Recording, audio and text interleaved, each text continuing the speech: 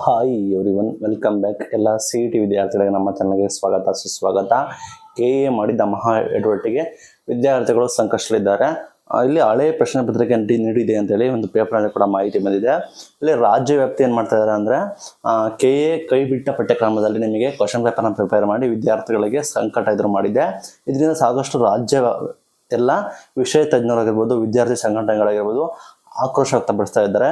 ಹಳೆ ಪ್ರಶ್ನೆ ಪತ್ರಿಕೆ ನೀಡಿದ್ದಾರೆ ಅಂತ ಅನುಮಾನ ಕೂಡ ವ್ಯಕ್ತವಾಗಿದೆ. CM ಸಿದ್ದರಾಮಯ್ಯ ಅವರಿಗೆ ಪತ್ರ ಬರೆದಿರುವ ತೇಜಸ್ವಿ ಸೂರ್ಯ ಅವರು ಸಂಸದರು ಕೃಪಾಂಕ ನೀಡಬೇಕು, ಗ್ರೇಸ್ ಮಾರ್ಕ್ ನೀಡಬೇಕು ಅಂತ ಒತ್ತಾಯ ಕೂಡ ಮಾಡಿದ್ದಾರೆ. ವಿದ್ಯಾರ್ಥಿಗೆ ಆಗಿರುವ ಅನ್ಯಾಯ ಕುರಿತು ಕಚೇರಿಯಲ್ಲಿ KA ಕಚೇರಿ ಮುಂದೆ ABVP ಅವರು ಪ್ರತಿಭಟನೆ ಕೂಡ ಮಾಡಿದ್ದಾರೆ. ಈ ರೀತಿ ಆಗಿದೆ ಅಂತ. ಆದರೆ ಇದು ಯಾವುದಕ್ಕೂ ಕೂಡ KA ಪ್ರತಿಕ್ರಿಯೆ ಮಾಡಿಲ್ಲ. ಏಪ್ರಿಲ್ 27ರವರೆಗೂ ಆಕ್ಷೇಪಣೆ ಸಲ್ಲಿಸಲಿಕ್ಕೆ ಅವಕಾಶ ಇದೆ. ಪ್ರಶ್ನೆ ಪತ್ರ ಸಮಿತಿಯನ್ನು ನಾವು ಪ್ರಶ್ನೆ ಪತ್ರ ಯಾರು ತಯಾರು ಮಾಡಿದ ಸಮಿತಿಯನ್ನ ತೀರ್ಮಾನ ಮಾಡ್ತೀವಿ, ಅವ್ರು ಪರಿಶೀಲಿಸಿ ತೀರ್ಮಾನ ಮಾಡ್ತೀವಿ ಅಂತ ಹೇಳಿದ್ದಾರೆ. ಒಟ್ಟಾರೆ ತಲೆದಂಡ ಆಗ್ಬೇಕು ಅಂತ ಹೇಳ್ತಾ ಇದ್ದಾರೆ. ಬಟ್ ಇಲ್ಲಿ ಎಡವಟ್ಟು ಮಾಡಿರೋದು ಪ್ರಶ್ನೆ ಪತ್ರಿಕೆ ಸಮಿತಿ. ಮೇನ್ ಆಗಿ KA ಡೈರೆಕ್ಟ್ ತಲೆದಂಡ ಆಗಬೇಕು. ಪದೇ ಕಳೆದ 4-5 ವರ್ಷದಿಂದ ಇದೇ ರೀತಿ ಮಾಡ್ತಾ ಹೋಗ್ತಿದ್ದಾರೆ.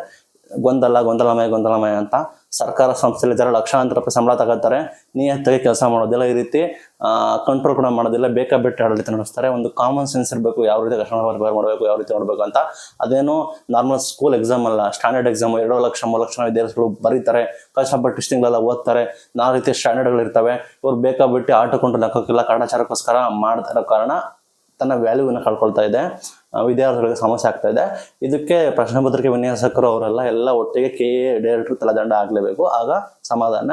ಯಾವ ಸರ್ಕಾರ ಬಂದರೂ ಏನು ಬಂದರೂ ಇದೇ ಹಣೆ ಬರೋದಕ್ಕೆ ಇಷ್ಟಪಡ್ತೀನಿ. ನಂತರ KA ಬಂದ್ಬಿಟ್ಟು ಈ ಹಿಂದೆ ಪ್ರಶ್ನೆ ಪತ್ರಿಕೆ ನೀಡಿದೆ ಎಂಬ ಅನುಮಾನ ವ್ಯಕ್ತವಾಗಿದೆ. ಮೀನ್ಸ್ ಹಳೆ ಪ್ರಶ್ನೆ ಪತ್ರಿಕೆ ನೀಡಿದೆ ಅಂತ ಅನುಮಾನ ಕೂಡ ಆಗಿದೆ.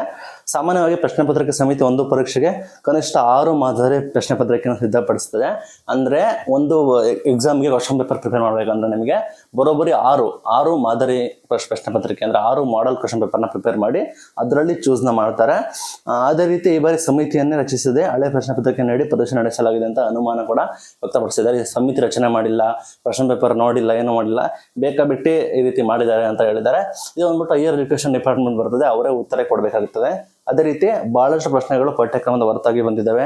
ಇದ್ರ ಬಗ್ಗೆ ಯಾರಂದ್ರೆ ವಿಷಯ ತಜ್ಞರು ಇರ್ತಾರಲ್ಲ, ಅವರು ಕೂಡ ಆಕ್ಷೇಪಣೆ ಸಲ್ಲಿಸಿದ್ದಾರೆ. ಕೃಪಾಂಕ ನೀಡಬೇಕು ಅಂತ ಹೇಳಿ ಆಗ್ರಹ ಮಾಡಿದ್ದಾರೆ. ರಾಜ್ಯದಲ್ಲಿ ಪದವಿ ಪೂರ್ವ ಕಾಲೇಜುಗಳು ಅಂದ್ರೆ PUC ಕಾಲೇಜುಗಳು, ಭೌತಿಕಶಾಸ್ತ್ರ ಅಧ್ಯಾಪಕರು ವೇದಿಕ ಭೌತಶಾಸ್ತ್ರದಲ್ಲಿ 15ಕ್ಕಿಂತ ಹೆಚ್ಚು ಪ್ರಶ್ನೆ ಪತ್ರಿಕೆ ಪಠ್ಯಕ್ರಮದ ಹೊರಗಡೆ ಬಂದಿದೆ ಅಂತ ಕೂಡ ಹೇಳಿದ್ದಾರೆ. ಈ ಹೆಚ್ಚಾತುರಕ್ಕೆ ಕಾರಣರಾದರ ವಿರುದ್ಧ ಕ್ರಮ ಜರುಗಿಸಬೇಕು ಅಂತ ಹೇಳ್ತಿದ್ದಾರೆ. ಬರೀ ಯಾರು ಕಾರಣ ಆಗಿದ್ದಾರೆ ಅವ್ರ ವಿರುದ್ಧ ಕ್ರಮ ಜರುಗಿಸಬಾರ್ದು. ಕಂಪ್ಲೀಟ್ಲಿ KA ಡೈರೆಕ್ಟರ್ ಇಂದ ಹಿಡಿದು ಎಲ್ಲರೂ ಕೂಡ ತಲೆದಂಡ ಆಗಬೇಕು ಅಂತ ಇಷ್ಟಪಡ್ತೇನೆ. ರಾಜ್ಯದಲ್ಲಿ PU ಗಣಿತ ಅಧ್ಯಾಪಕರ ವೇದಿಕೆ ಕೂಡ 13 ಪ್ರಶ್ನೆಗಳು ಹೊರತಾಗಿ ಕೇಳಿದ್ದಾವೆ. ಇದರಿಂದ ಸಮಸ್ಯೆ ಆಗಿದೆ.